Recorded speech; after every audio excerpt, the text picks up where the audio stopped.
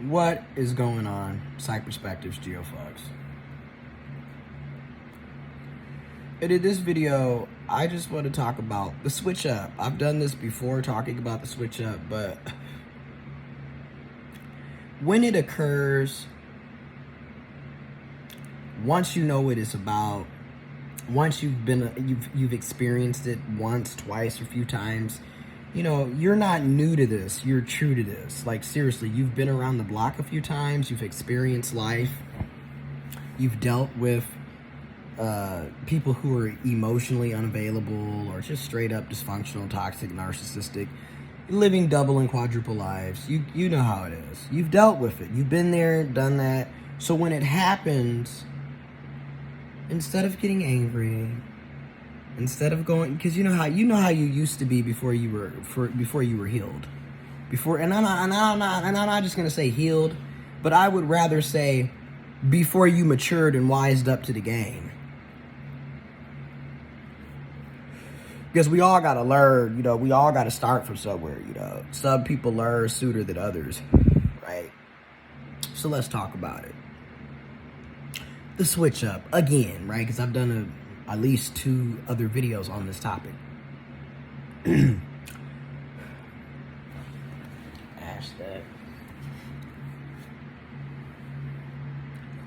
The switch up. First of all, you'll start it off, right? This is what gets me. They are the ones that always creep back, come back. If you notice, I'm never coming to you. Because number one, after I've already peeped that you are full of shit, I instantly detach. I don't really, because I learned my lesson 4 years ago. So the minute I see that shit, I just be like, in my head, I already be like, yeah, I'm not really vibing with you like that. And like, I will allow them to think that they got game and they're running game and I like them and I don't. Like I said, a mouth is a mouth, and keeping it real, penis is everywhere. You seen one, you seen them all. Okay? So I'm not chasing after that, right? So I'll let you think that, that you're the top dog, the head honcho, because a lot of these types are very egocentric, very self-centered. They think very highly of themselves to the point that they look down on other people, and then they literally come up with these scenarios that everybody wants them, and meanwhile you're just kind of sitting there playing the field because you've already spotted the flag on the play. But let them continue to act like you haven't spotted the inconsistencies and the bullshit, like, you know what I mean? Because they think that they can outsmart you, that they know better. A lot of these types, they think that they're masters, players. They've been running game, and it's like, you're not running game to an actual player, bruh. Been there, done that. I see straight through you. So this individual, right? Again, I will let them know I'm not interested anymore and in the situation. And I'll be the first to say that, yes, sometimes I'm toxic, right? Let's just keep it real. Sometimes I'm still very toxic, right? I'm still healing myself, right? So I can take ownership. I'm toxic sometimes. So sometimes I'll tell them straight up, like, look, I'm not really vibing with this, and this is a waste of, I'm not really going to be talking to you anymore. And I'll straight up tell them that, whether over the phone or through the app, if we're only talking through an app, or through a text message. Other times, I done spotted the red flags. Numerous red flags have been on the play, and I'll just already be in my head like, yeah, I'm not really going to be dealing with you, and then like block your ass. And I mean block you on every app that you're on, that you're following me, or that that we know each other are on. And I'm gonna block your number, and then I'm gonna delete your contact. And this is how you know motherfuckers is crazy. Because I've done that so many times, and yet they will just keep creating new accounts, keep creating new phone numbers. So it's just really wild to me because they'll keep doing that. And what they'll do is, right, because this is what I mean by the switch up, right? So let me give you the scenario. They will be on their P's and Q's for only a moment of time, aka the love bombing stage, right? And you notice it gets shorter and shorter and shorter if you keep going back and forth with these types of people. It's only going to last for so long. And then the minute that they get what they want, or the minute that they have a new interest, or let's just keep it real, because, with these, especially in the LGBTQ plus community, within the trans community, you already know where I'm about to go with this. A lot of times the switch up will happen because these people are literally in relationships with other people. They are cosplaying as cishet, and they're cosplaying as being in these committed monogamous relationships. Whole time ain't nothing heterosexual about them. Whole time ain't nothing committed or monogamous about them. How are you committed and monogamous and cishet heterosexual, and you're on gay dating apps, and you're talking to other men, you're talking to the same gender,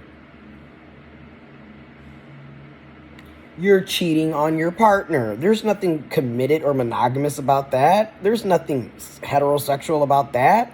But that's another reason why they do the switch up, because a lot of times they literally have girlfriends, wives, boyfriends, husbands, partners that they're supposed to be, and they got whole families that you don't even know about. You don't even know about. That's why they switch up, and all of a sudden they not talking to you, or their behavior start changing, and y'all not hooking up like how y'all was hooking up, even if y'all was just doing, sneaky link, booty call, whatever it may be. And again, instead of getting all hot and bothered, because you know how I used to be hot and bothered about that shit. I would be like, if we go back 4+ years ago, I would be on Facebook talking shit about your ass. These niggas ain't shit, blah, blah, blah. These bitches ain't shit, blah, blah, blah. Now I make videos talking about it.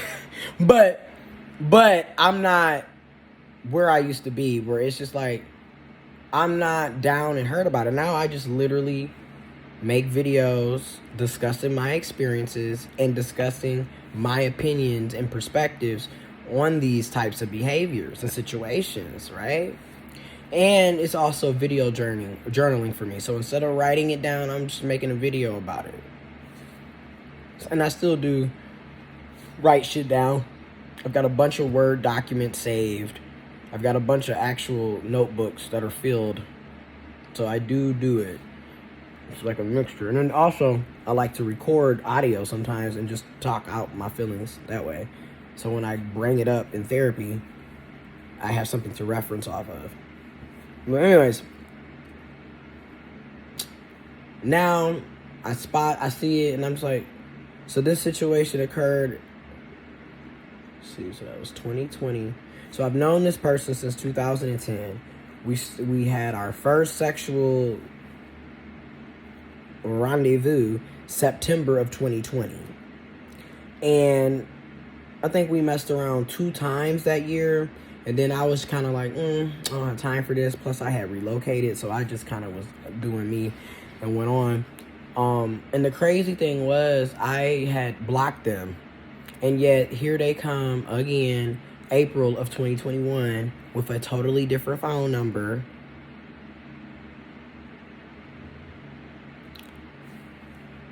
And you already know it's bullshit. And that's why and I'm going to say this to all my young people, my young folks, my people who are freshly out the closet, my people who, in my opinion, when it comes to down low folks or DL or discreet or people that you suspect ain't really, they kind of hit or miss, you need to be emotionally detached when you're dealing with those types of people. Never become emotionally involved or available for somebody that's not emotionally available for you. It's really that simple. Because again, if the energy is not being reciprocated, the efforts are not being reciprocated or matched, there's no respect, there's nothing mutual here. This is a waste of your time. Hence why I recommend not becoming emotionally involved with DLs. Because 9 times out of 10, there's nothing coming from this. You're going to always be the back door, hit it and quit it, and they're going back to whoever the hell that they're, cosplaying as being in a relationship with.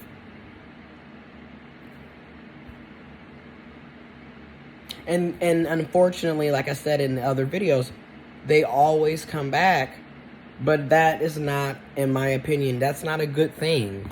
You know what I mean? It just means, in my opinion, that they believe that you're easy access and they can just run in and out of your life and treat you and your life like a revolving door. Doesn't really seem like really respect to me. So, that's that. And then I had another one that I met the end of August, early September of 2021. We again met off the app, had a little match. And that's another thing too, like, if niggas is telling you, like, they asking you, do you smoke? You already know what that means, bruh. Or you trying to match, you already know what that means. And if you don't know, now you know, nigga. No, but for real, if you don't know, typically DL, ain't out the closet or discreet, or, they too masculine and they don't want to be seen as being gay, whatever the fuck. They will sit up and ask you, hey bro, you smoke? You trying to match? AKA, I'm hollering at you, and we gonna do more than smoke this weed, if you get where I'm going with this. So, and then, you feel me? So you got to do all this Morse Code shit. And a lot of that is because we live in a homophobic society. Because if we didn't live in a homophobic society, you would just be able to walk up to the person and just be like, hey, I find you attractive. Hey, would you mind, blah, blah, blah. But because we live in a homophobic society, on average, you're not going to see men coming up to each other and flirting with each other. So instead we got to do Morse Code. We got to figure out, that niggas constantly walking by you at the gym, even though the whole place is empty and there's the same equipment is right there, but yet they keep coming by you and asking you random questions like, what kind of weights you doing? Okay, 3 minutes later, you know where the bathroom is, nigga? Clearly you know where the bathroom is because you literally changed clothes. You know where the locker room, like I said. So they'll do stuff like that. They asking you random questions and keep walking by you. Or, here go the giveaway too. When a man is making direct eye contact with you and you are a man, yeah. Okay? Like, they staring right into your soul. Like, they looking right at you. Yeah. Okay, that's what I mean by you got to pay attention to all of these body languages and shit. And my thing is this. I'm autistic, so it's hard for me anyways to peep shit. And now I have to learn a whole nother set of social cues and fucking scripts to mask into this neurotypical everybody in the closet can't be themselves shit. And I'm tired of it. But anyways, so then you got that, right? Because, like, so this dude here, okay, we matched. We smoked. It was a nice little sesh, whatever, you feel me? Like I said, a mouth is a mouth as far as I'm concerned. And I'm not finna be sitting up here going, like, y'all be talking so much shit. And it's like, bruh, chill out. Now, was it good? Yeah, it was good, but come on, bro. Like, you making it seem like you're the only person in the world that can give head or that has good sex. Like, you're not. Okay? I don't think that I'm the best. I don't know why you think you're the best. And then when I say this, I'm not saying that you can't have self-confidence. You can't have a self-esteem, right? I'm not saying that. But when you start getting to the point where it's just like, y'all know what I'm going at with this. It's annoying. It's a turnoff. But anyway, so we had that session. And then, like, we fell off. And then I ended up talking to somebody else, which I dealt with that situation for I dealt with that situation for basically 5 months. And I was just like, yeah, this isn't really... But that's just it. One thing about it, because I can own up to my toxicity. And in many ways, thing about me is I know my toxic ways, and that's why I'm always telling people I'm single and I'm non-monogamous and I'm not looking for a committed relationship. I tell you that off rip because I know how I am. And let's be real, I'm not fully emotionally available. That's why it's so easy for me to detach from motherfuckers, if you haven't noticed. I don't really invest much into it no damn way. Because for me, I already see you on bullshit. I'm not, I learned my lesson 4 years ago. You can sit up here and keep overly extending and investing in the shit that's clearly a red flag if you want to, and keep getting your damn heart broke and feelings hurt and your damn hopes and dreams stumped out. Like, you can keep doing that. I'm not. Shit, you show me once, I done already seen. So, I mean, you peep game. You peep game. And then when you block them, like I said, I block them on the apps that we're on, and I block their phone number, and then I delete the contact out of my phone. And that's if I save the contact, because a lot of times I just know your number. I'm weird like that. Like, I remember numbers really well. I remember that, and I'm like, oh, I already know who this is. But yet, they literally create new numbers. Like, I mean, damn, how many, like this dude here. This is his second iPhone number. And I'm like, this shit is whack, bro. But now that I know what I know, like I said, when the switch up happens, I just sit back and I'm like, yep, I saw this coming, kind of new. I play it like I make them think, oh, we still cool, yeah, we gonna match again, yeah. Whole time, I done already blocked your number and deleted you out of my phone if I had you saved. I done already blocked you on every fucking app. This will be the last time you see me. And lo and behold, that'll be the last time. And then months will fly down the road. I done clearly forgot about your ass. And that's why I make these videos. Y'all think I'm playing. Again, if you could see my text messages, my DMs on these apps, feelings would be hurt. That's all I'm gonna say. And that's why I just sit back and like, Lord, the shit that be going on over here, like, that's why I just be like, these niggas is abysmal. And when you finally see people for what the fuck they are, and you accept that, like, that's my whole thing. Accept people for who they are when they fucking show you the first time, instead of sitting up trying to change shit and come up with all these fake scenarios about how the person is, because that's not who they are.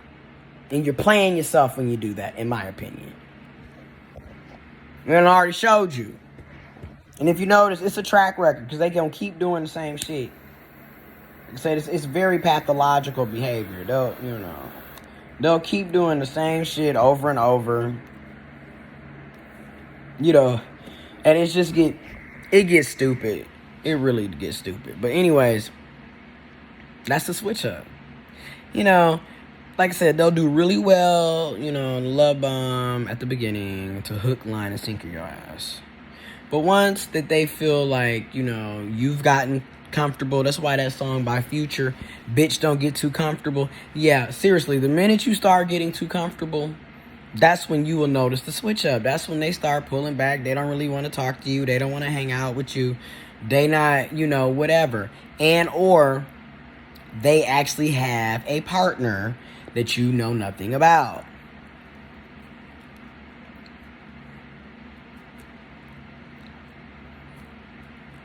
I mean, you'd be surprised. They will literally have children you will know nothing about. And a lot of these toxic types, too, if you notice, they never post their children on their main social media page because they want to make themselves look like they're single and childless. Because I mean, let's be real. We live in a very, anti-child, life.